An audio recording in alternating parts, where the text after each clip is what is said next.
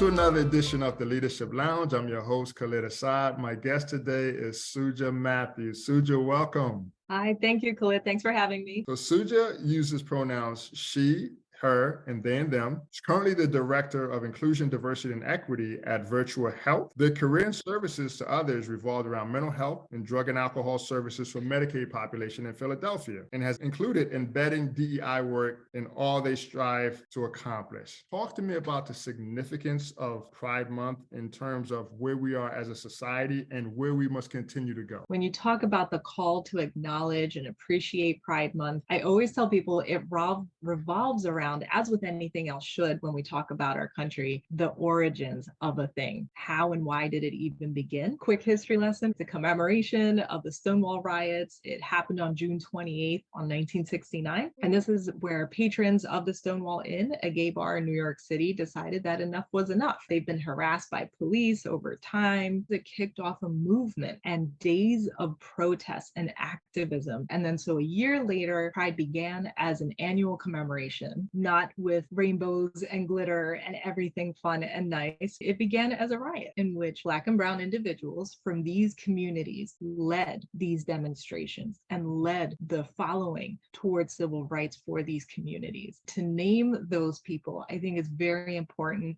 Marsha P. Johnson and Sylvia Rivera and others. Prior activism and demonstrations called Reminder Day pickets took place right here in Philly. And they happened annually between 1965 and 1969 on July 4th. And names like Barbara Giddings is attached to that. At that time, she gathered folks from across the East Coast that led up to the Stonewall Inn riots.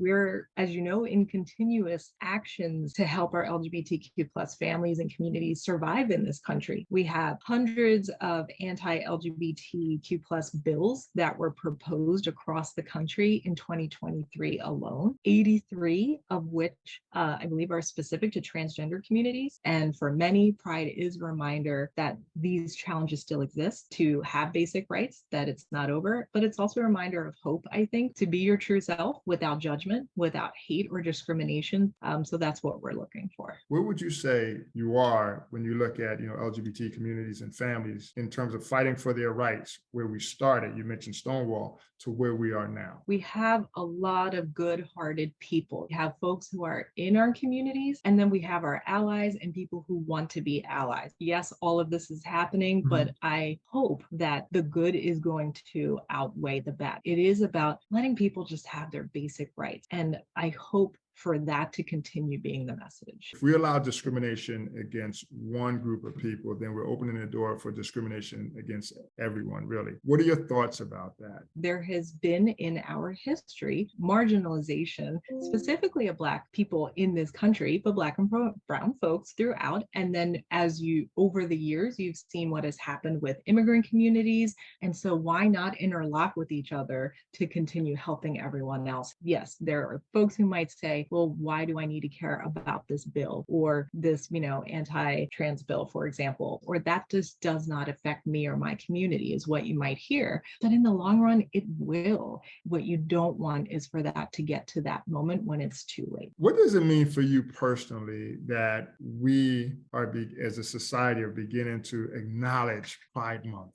There's obviously been so much there for me personally when it comes to this acknowledgement that is happening. A lot of corporations have now taken on to joining Pride, and there's been a lot of some different opinions around who should even be doing Pride. And over the more recent years, we have seen a shift from some spots who are still doing Pride as we're going to focus on the happiness factor here. And then you have folks who are really looking at what's happening in the country and really looking at, are we losing sight also of what this was really about, the fight to survive and thrive as a human being? Is it a pride parade that is going to help that? Is it more educational avenues that can be offered to people that is needed more? I mean, I definitely was that young 20-something-year-old who attended my first pride parade and was just like, wow, there are so many people. I feel good, I feel safe, and walked away feeling like, okay, I can do this. I follow a lot of groups who are in other countries, but especially South Asian countries. And I love that more and more they are holding pride events. And it's just fascinating to see. Tell me a little bit about the work that you have done to continue to uplift LGBTQ families and communities? I've been fortunate to do this through career paths as well as non-career with community organizations and continued volunteering. In my volunteer life and community work experience, I love to be able to always share the groups I've been fortunate to work with, including PAC right here in Philly. So that stands for Philly, Asian, and Queer. They were specifically created for and by those in the representing the Asian diaspora and queer identified communities in Philly, because we hear a lot of times about the negative stigmas that can happen for folks coming from various cultural backgrounds. And obviously, coming from the South Asian experience myself, I wanted to be able to give back in any way that I can with groups like this. Also, I've been a member of the LGBT Elder Advisory Board. I think about the ongoing, ever present, on the spot learning that can happen for people. And that's what I hope to continue doing. I like to think of myself as that safe space for people where they can come and ask questions without judgment. In my current workspace, I think about the importance of employee resource groups. I have the amazing opportunity to help guide and support 6 employee resource groups right now, one of which is specific to the LGBTQ plus employees. So in my small way, I get to continue educating people in all these different ways. So it's very important for each of us to also continue our own learning in these spaces and understand the origins of who've done this work, understand the intersectionalities that exist. Yeah, so I'm grateful to be able to do all these things and continue networking in the DEI spaces, especially in this realm. So what are some things that are, 1 or 2 things where you feel, hey, we need the LGBTQ communities to come together around this issue because it impacts all of us? I'm going to keep it to 3 main things. One, looking at who are your most marginalized, because the tools are not there. The safe spaces are not there for them. There's a way in our communities, I think we can still look a certain way, and it doesn't need to be that way. We don't also need to exclude when we are trying to be an inclusive culture. So when I mentioned the transgender communities, because you identify as lesbian, gay, or bisexual does not mean you also understand what it means to be transgender. And the intersectionality piece is huge, I think, because I mentioned lesbian and then trans, but you can be both, right? And so it's educating ourselves to understand that continued learning within our communities must happen.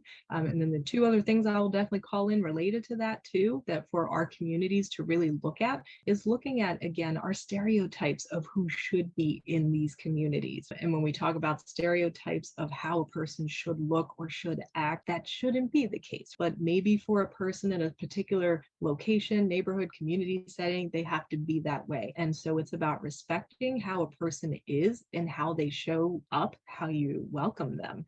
There can be a lot of other phobias within our community. And so I just think that education for all of us within our communities, that's the way we're only going to be able to move forward. So that's very important. When you think about the work that you've done across various communities, including the LGBTQ communities, what are you most proud of? I think what I'm most proud of is just being able to stay on track with the purpose that I believe I am led to, that purpose of connecting people and helping them see that humanity in others. And then how do I know I'm even on track with that? It's the feedback. When I get to hear things like, every time I talk to you, I learn something new, or a simple thank you, that's the reward. Because as we know, change is constant, change has layers, change can go backwards, forwards, right? But if people are willing to upgrade themselves to be a better human towards others, that's the reward. When you think about DEI, the DEI space, and your work in, working with LGBTQ communities and families, what are you most hopeful, given where we came from to where we are now? What gives you hope? What gives me hope is that there are still enough good souls to understand the underlying need that we are trying to create, which is just basic respect for another person. Also, what gives me the hope is when we talk about pride and I see the variations of how that continues in various states, that's a good thing. How it is being sort of just normalized and entering into just your everyday lives. What should we as allies be doing more of in support of the LGBTQ communities and families? just a willingness to learn, using your curiosity to learn. So to do that work is humbling work. Remain open to learning and continue forward,